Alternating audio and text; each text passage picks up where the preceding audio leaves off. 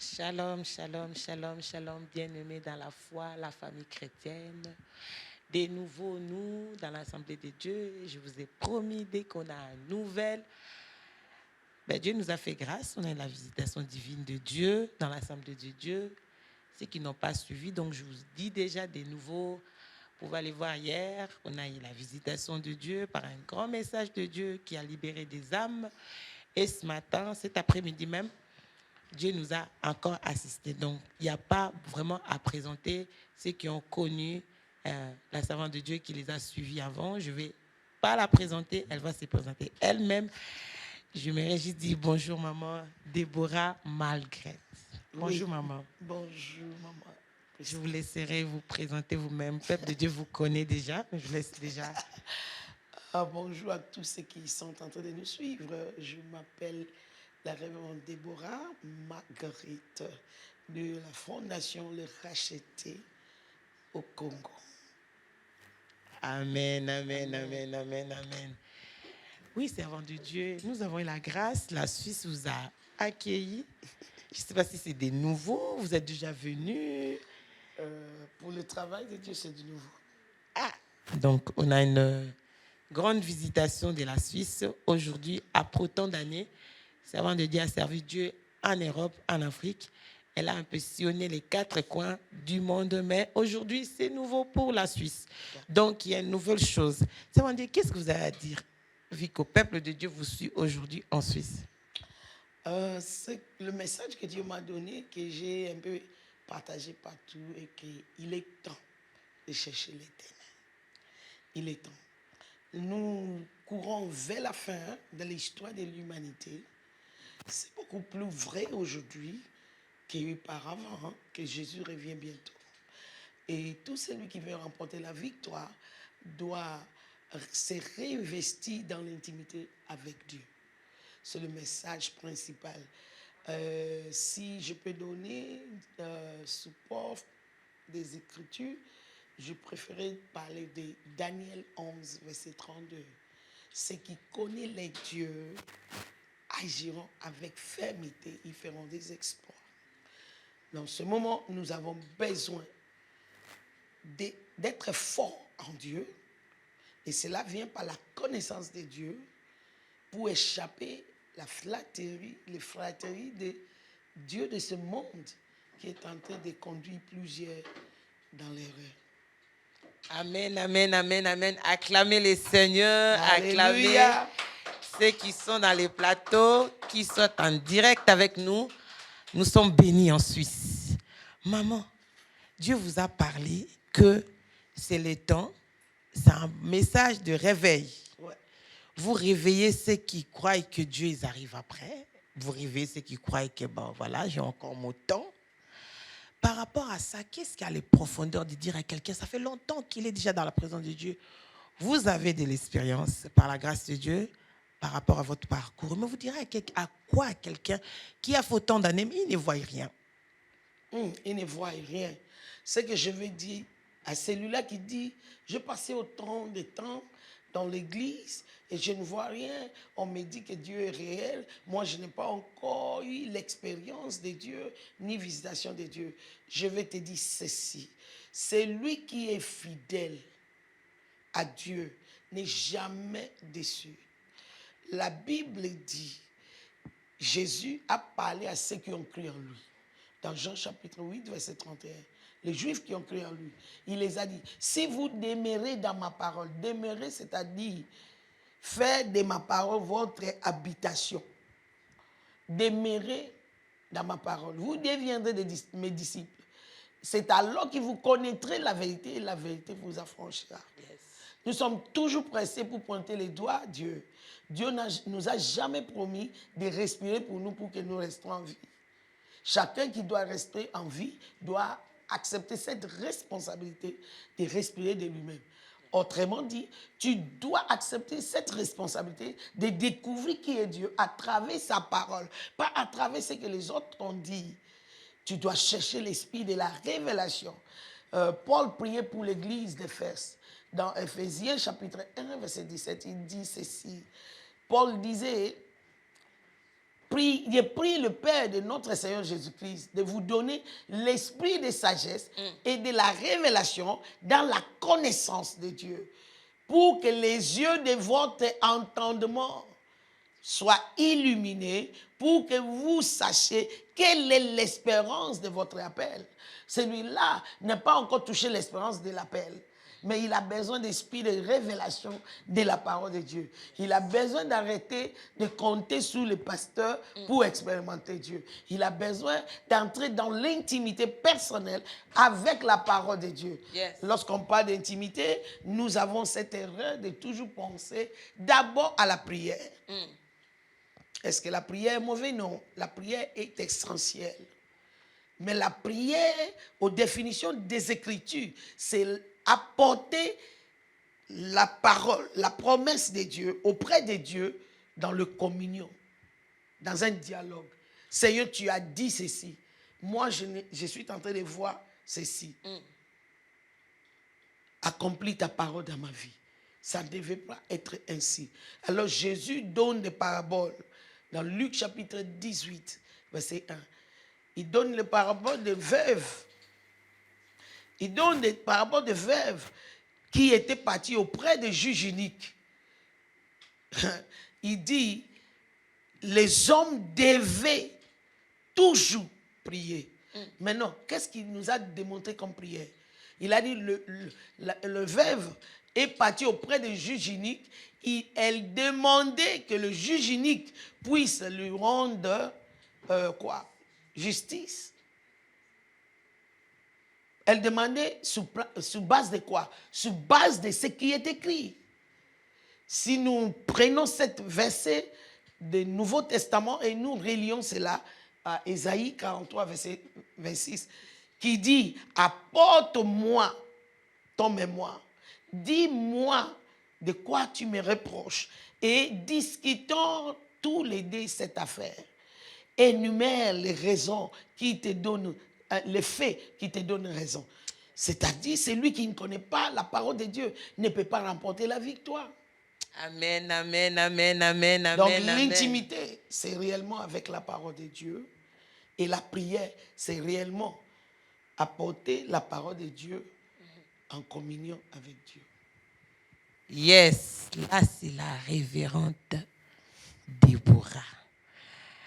J'aime comme elle parle avec assurance. Donc elle est sûre, comme Jacob était sûr, il n'y avait pas les dieux de là-bas. Donc vous qui êtes quelque part fatigué, abattu, écoutez la parole de Dieu. Yeah. Elle est en train de nous révéler que tu dois avoir l'intimité avec Dieu. Par contre, maman, j'ai un peu la curiosité. Dites l'intimité, ce n'est pas vraiment la prière. Par contre, quand j'ai dit qu'on a des problèmes directement, on court à prier. Hein? Oui, parce que, moi, je connais que ça. Parce qu'on n'a pas la définition appropriée de la prière. Qu'est-ce que la prière? C'est communier avec Dieu.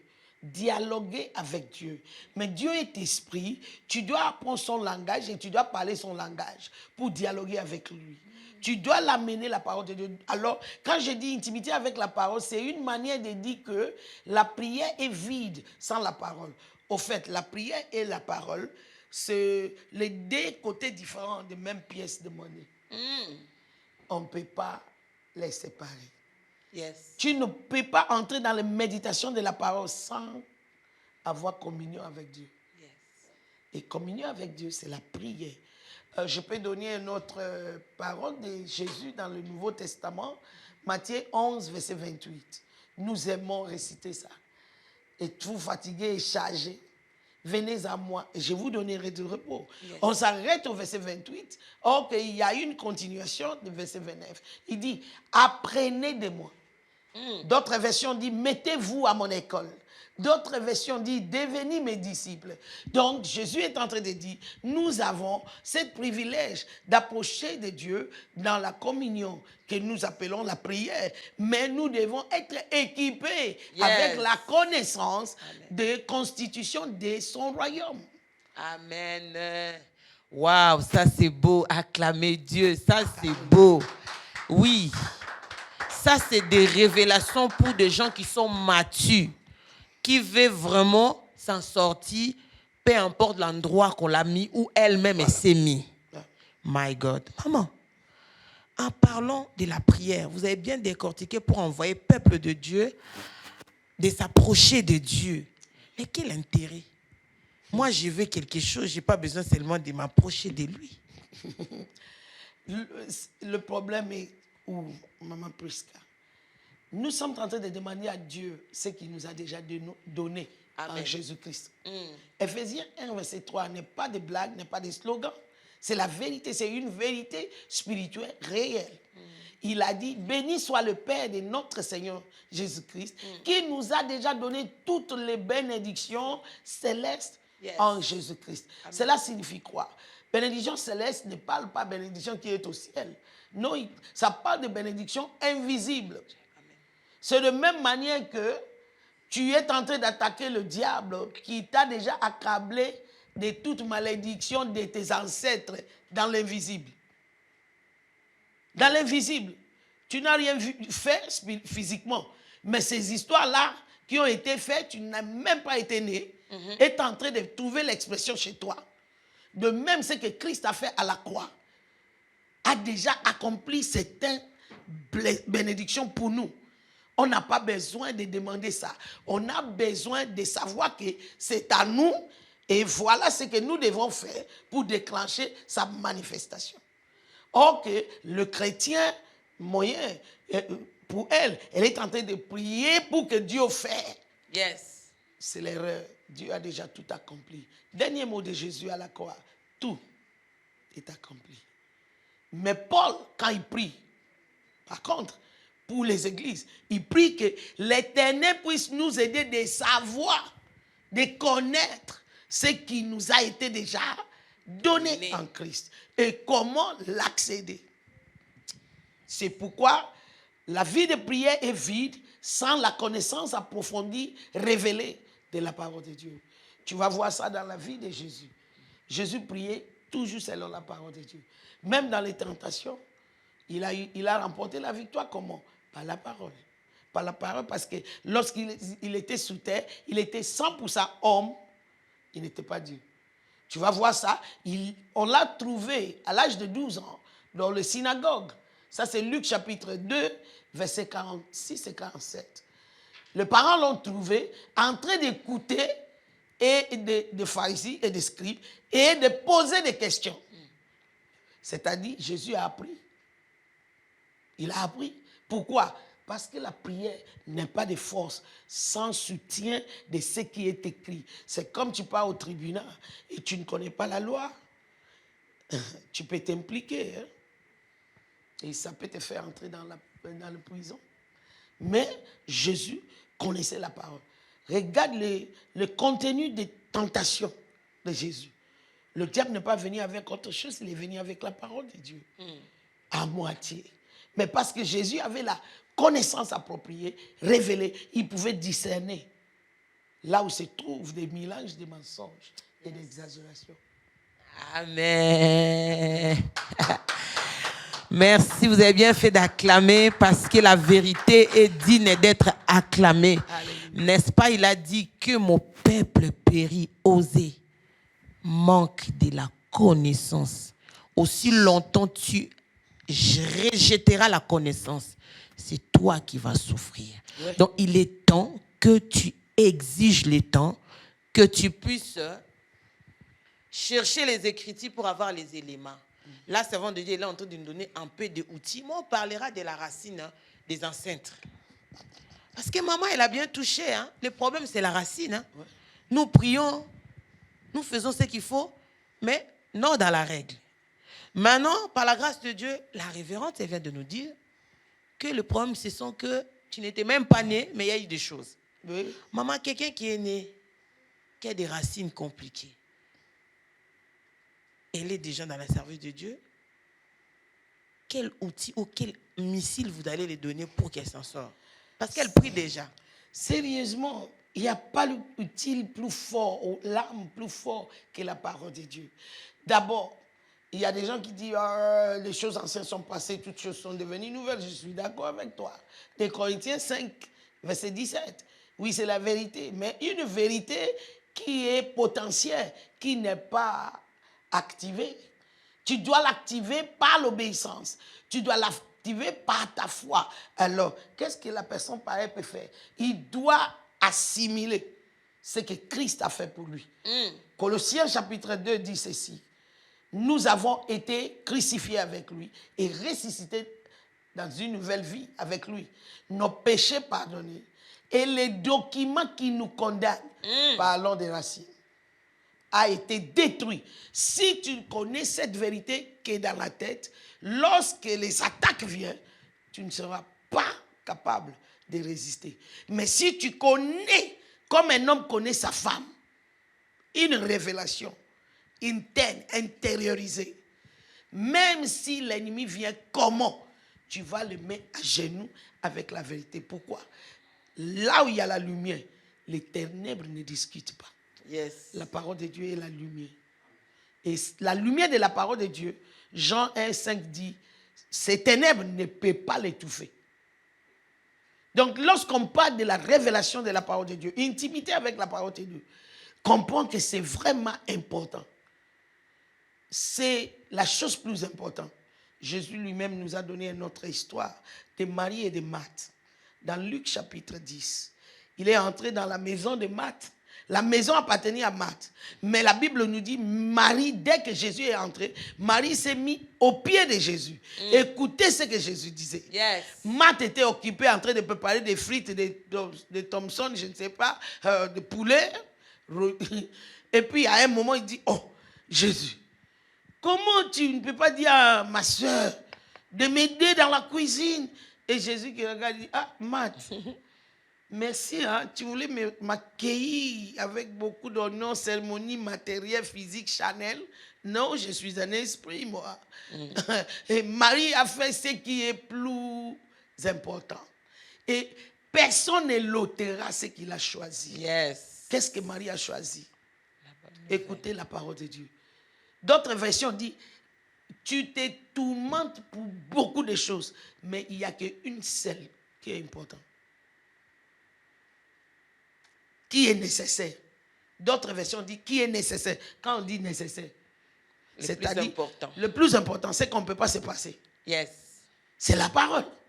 Donc c'est bon de prier, mais sans la parole, révélation de la parole, prière est vide. C'est bien de venir à l'église, mais sans la révélation de la parole de Dieu, ça devient religiosité. Je ne sais pas, c'est bien de donner, mais sans la révélation de la parole de Dieu, tu vas croire que tu es en train de faire cotisation pour le pasteur et tu n'auras pas de bénédiction. Yes. Parce que tu n'es pas aimé dans le royaume. Comme par exemple dans notre langue maternelle, on dit qui es-tu pour donner à Dieu? C'est le temps de s'aimer. Tu sèmes dans ton avenir, tu sèmes dans ta vie.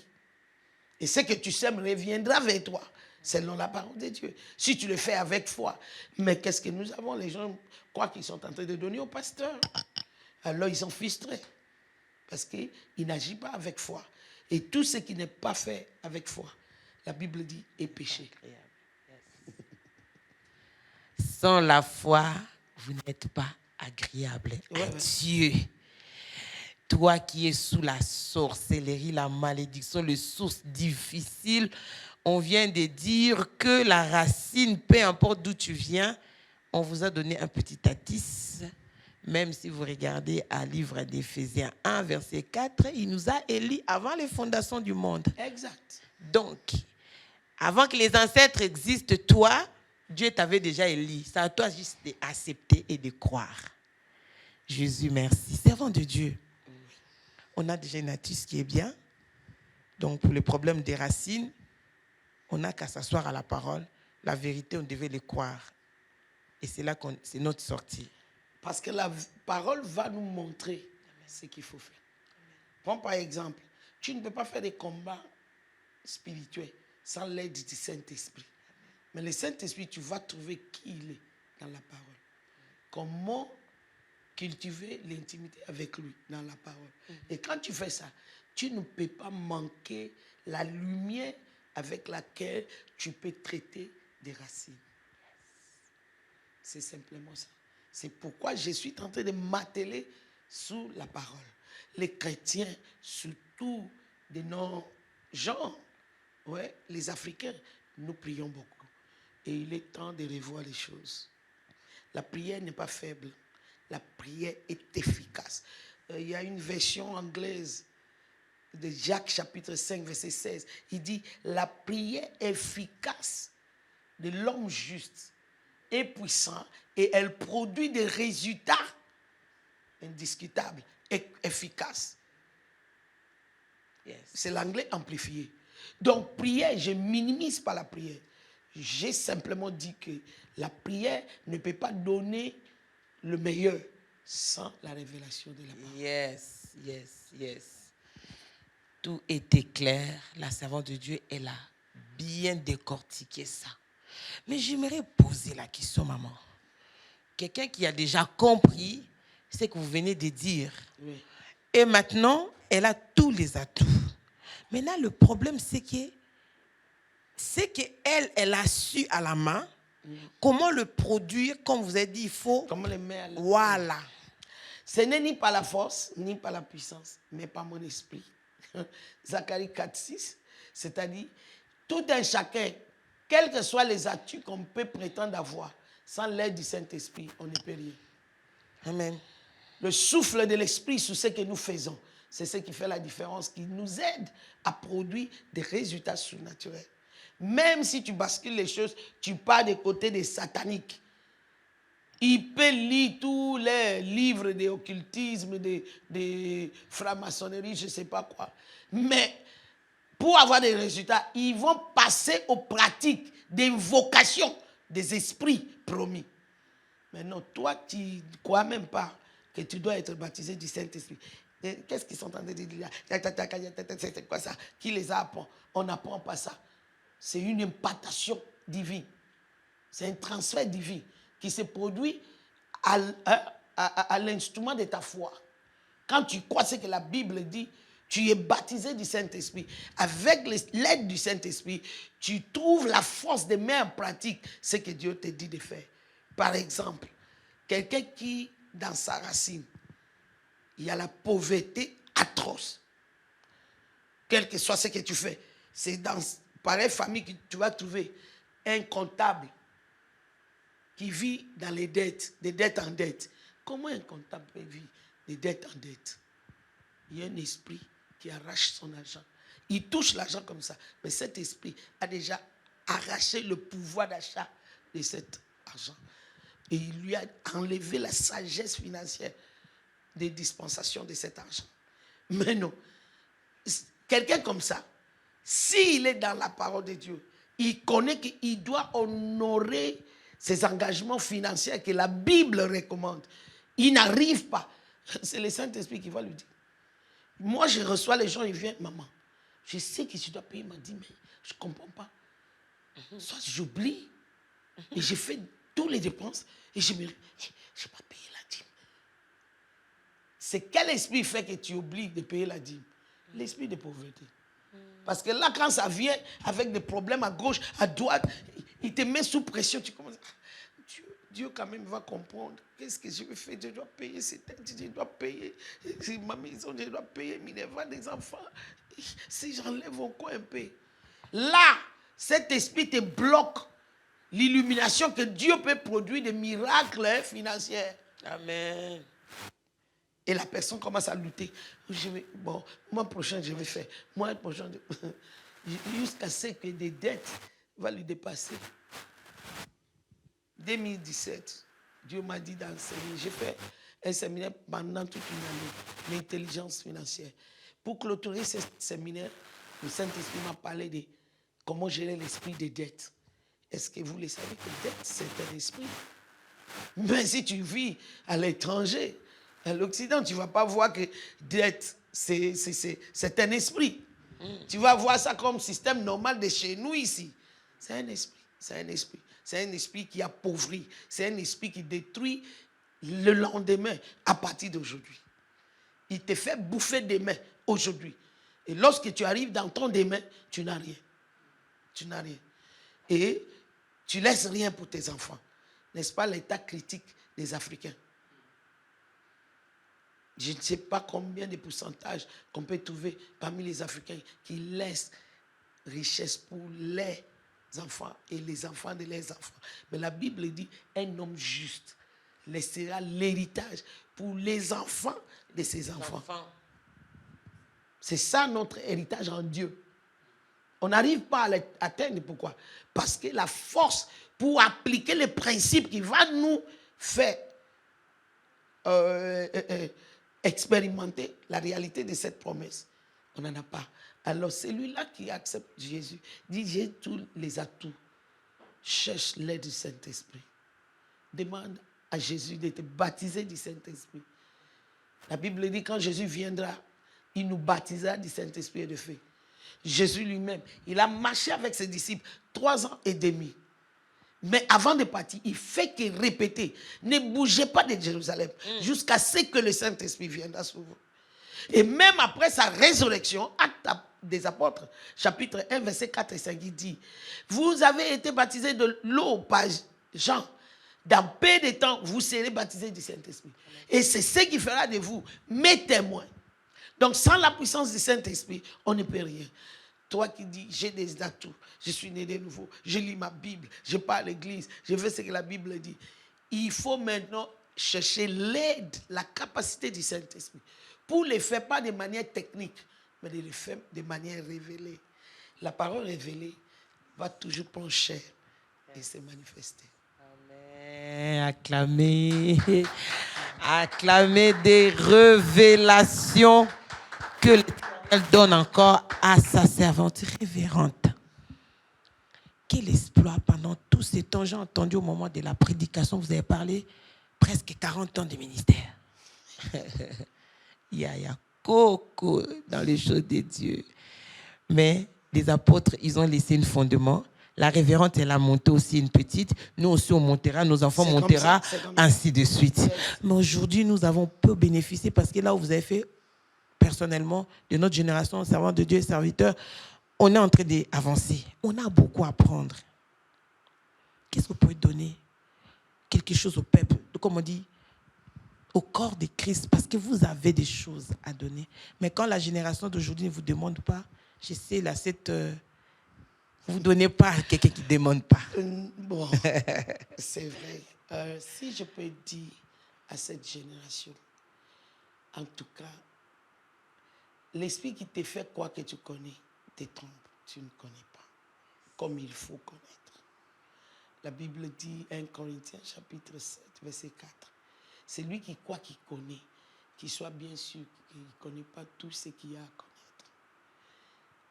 Gardons l'esprit humble d'apprendre. Je suis là, Dieu m'a fait grâce. J'ai marché avec beaucoup de grandes personnalités dans le royaume, mais je continue à apprendre. Celui qui est humble de cœur, Dieu l'apprendra des choses. Somme 25, si je ne me trompe pas, verset 9, il dit, le secret de l'Éternel est avec les hommes. Yes. Cette vertu spirituelle d'humilité, vraiment, maman Prisca, ça manque dans cette génération. Et ça cause beaucoup de tort à cette génération. C'est ce que je peux dire. C'est fort. Elle ne l'a pas dit tout. Je sens, c'est une personne que Dieu a donné la facilité de parler. Et quand elle parle, tu sens la conviction. Là, elle a trouvé tous les moyens pour s'asseoir avec sa sagesse. Elle dit cette génération. Maintenant, maman, nous revenons parce que nous ne sommes pas... On dit dans chaque génération, il y a des rebelles, il y a aussi des gens qui sont humbles. Ouais. Nous sommes de ce département-là. Est-ce qu'il y a des gens dans ce plateau, ils sont humbles, acclamez Dieu. Amen. On n'a pas reçu l'esprit de rébellion. Amen. On sait que Dieu a placé des gens devant nous. Yeah. Nous, on veut personnellement. Je sais quelqu'un aussi dans ce réseau Elle est là quelque part, elle dit, maman, moi je vais apprendre. Mais je n'ai pas attendu sa voix, mais elle a envoyé le message. Amen. Maman, nous aimerions apprendre quel secret après 40 ans, presque de ministère. Vous êtes debout avec le sourire. Vous parlez simplement. Nous voulons juste apprendre. J'ai des questions, mais vous attendez. Ma voix se dit, maman, dis-nous seulement, dis-nous. Quel secret je peux donner? Je crois que c'est ce que j'ai déjà prêché. Maman, mon père me disait, mon père spirituel, Bishop Oyedepo, chaque fois que j'ai le privilège de rentrer au pays pour aller lui voir, parce que c'est obligatoire, spirituellement, c'est l'éthique qu'il faut respecter. Tu sais que chaque année, il me disait la même chose. Il me regarde, il dit, l'enfant, après avoir écouté ce que je suis en train de faire, et puis il dit, l'enfant, tu sais pourquoi l'œuvre que je fais si grand, l'œuvre de ces messieurs est grand dans le monde? Oui, la première personne a bâti bâtiment d'église qui peut faire asseoir 50 000 personnes assises. Maintenant, il est en train de construire 106 000 places assises. Toujours plein. Les 50 000 places assises, ils sont 4 cultes. Wow. Remplis à l'intérieur comme à l'extérieur. Waouh! Ouais. Et donc, il me dit, grand que le travail, je n'ai jamais eu nuit d'insomnie. Tu sais pourquoi, ma fille? Je ne fais rien que Dieu n'ait pas recommandé. Yes! Korobona, acclamé! J'ai fait seulement ce que l'Éternel m'a recommande. dit. Tu peux prendre ça très simple à faire, mais ce n'est pas si simple. Par exemple, il m'a dit, dans les derniers 7 ans, Dieu m'a dit de ne pas bouger du Nigeria. Mais il a 6 avions.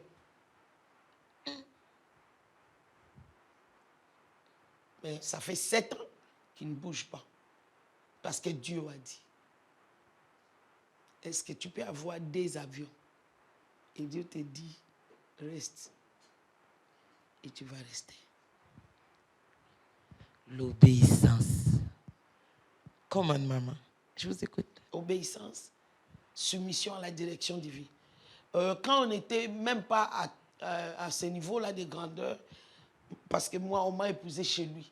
J'étais dans sa maison. J'ai servi dans sa maison. Ça, c'est l'histoire pour un autre jour. Combien de fois on arrive à l'aéroport, il a déjà fait des check-in. Mais tout ce qu'il fait, vous allez trouver qu'il est concentré. Il est en train d'être sûr que Dieu est dans ce mouvement que je vais faire. Dès qu'il ne reçoit pas le signal de tout des contrôles, il tourne, il dit, on rentre à la maison. Et quelqu'un dit, papa, on a déjà fait des chèques. Il dit, si tu veux attraper la valise, va. Moi, mon chef n'est pas dit monter.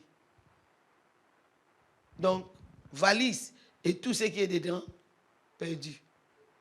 Il ne va même pas revenir pour faire des réclamations. Non. Yeah. Il rentre chez lui. Et le Saint-Esprit ne m'a pas donné la liberté d'aller. Je n'irai pas. Le chrétien veut vivre par son intelligence charnelle. Ok, la vie est spirituelle. Waouh! Maman, acclamez Dieu. Waouh, ça c'est un secret. Ça c'est beau. Après autant d'années dans le ministère, jusqu'aujourd'hui, vous rentrez au Nigeria pour voir votre papa dans les seigneurs ministériels. Oui. Quelle obéissance. Ça, il n'a même pas besoin. Ça passe pas. De m'appeler. Moi-même, je me suis programmé de marcher selon le principe et l'éthique du ministère. C'est l'un des éthiques du ministère. Mais aujourd'hui, tout le monde est apôtre, tout le monde est archevêque, tout le monde est chapeau. Acclamez Dieu. Acclamez Dieu. Bien-aimé, le secret de la grandeur, c'est l'obéissance. Non seulement à Dieu que tu ne vois pas, aux personnes que Dieu a placées devant vous, que tu considères qu'il est ton père, qu'il est ton mentor, il est ton conseiller. Ouais. Et je peux mettre un mot là. il y a eu des erreurs, je ne sais pas si c'est côté des francophones. Parce que j'ai eu le privilège de travailler de tous les deux côtés. Mais quelque chose que j'ai remarqué parmi nous, les francophones, c'est quoi?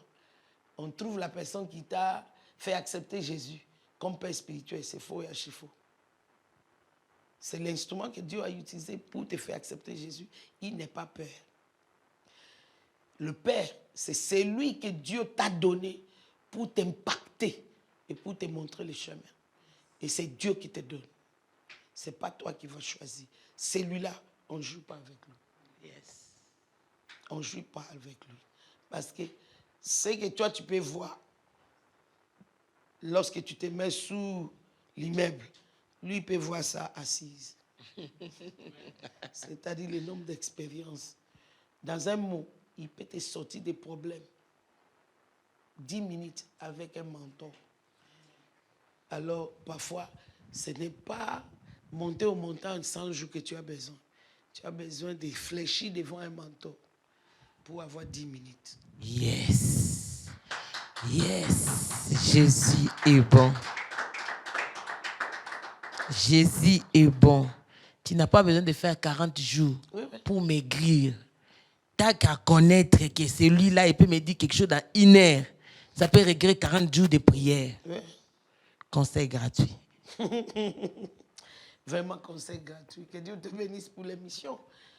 Prions pour ceux qui vont suivre, que le Saint-Esprit puisse ouvrir les cœurs de comprendre. Merci beaucoup. Révérende, nous sommes arrivés en train de chuter. Okay. Conseil, comme on dit, et mot de la fin que vous pouvez donner au peuple de Dieu, surtout réellement à l'ensemble de Dieu. Au peuple de Dieu. Je vais toujours entrer dans la parole de Dieu. Le peuple qui connaît les dieux seront forts et ils feront des exploits. Amen. Cherchons Dieu. Entrons dans l'intimité avec Dieu. Ça fera notre force. Et cette force-là nous aidera à faire des exploits. Que le Seigneur vous bénisse. Que l'Éternel vous accorde les désirs de votre cœur. Peut-être je peux ajouter que l'Éternel donne l'oreille qui entend et les yeux qui voient. Yes. Merci beaucoup. Je vous bénis au nom de Jésus. Tous ceux qui nous ont suivis derrière les régies, que Dieu bénisse chacun de nous qui étaient participants dans ce plateau et ceux qui sont en train de nous suivre, que Dieu vous bénisse. Merci beaucoup. À la prochaine.